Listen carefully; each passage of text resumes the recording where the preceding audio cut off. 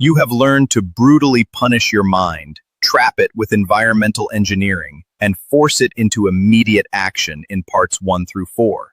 If you missed them, your training is incomplete. Go back and watch them now.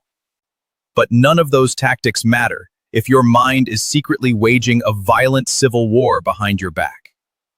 By month 4 of his psychological transformation, Miyamoto Musashi believed he had completely conquered his consciousness. Plans were instant, escape routes were cut, the gap of hesitation was utterly dead, yet he discovered a lingering, invisible poison. Sometimes his mind obeyed with perfect, terrifying clarity, but other times, even with all his rigorous training, a massive internal struggle would paralyze his actions.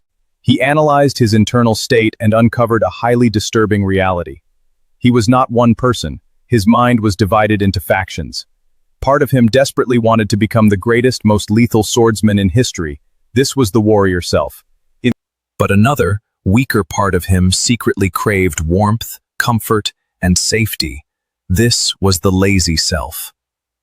When these two conflicting desires were of equal strength, absolute chaos ensued. Whichever voice was louder in that specific moment would seize control, and Musashi found he could not reliably predict which side would win. It was exactly like attempting to command an elite army where half the soldiers were secretly conspiring with the enemy. You experience this internal betrayal every single day of your life. Your ambition screams at you to build your empire, while your biology begs you to scroll on your phone and consume cheap dopamine. When they fight, you freeze, and your potential bleeds out into nothing. Musashi realized that a divided house cannot stand, and a divided mind cannot conquer reality. The only solution to an internal civil war is to establish an absolute dictatorial hierarchy, a system of values so rigid and non-negotiable that debate becomes mathematically impossible. Musashi constructed his personal hierarchy of values and etched it into his soul.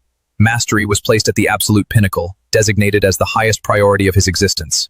Below that came life, truth, and honor, and at the very bottom, crushed beneath the weight of his ambition, was comfort. He did not just casually write this down, he made it absolute, undeniable law.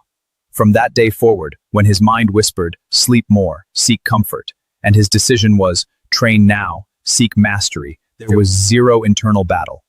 By definition, mastery was vastly superior to comfort.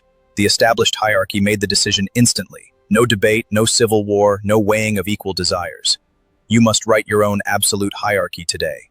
Rank your obsession ruthlessly above your comfort. When the mind is truly unified under a dictatorship of purpose, total responsiveness becomes natural.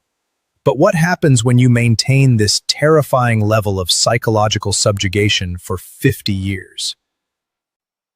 In the 6th and final part, I will reveal the ultimate transformation and the secret of the Book of 5 Rings. Stay awake, stay dangerous.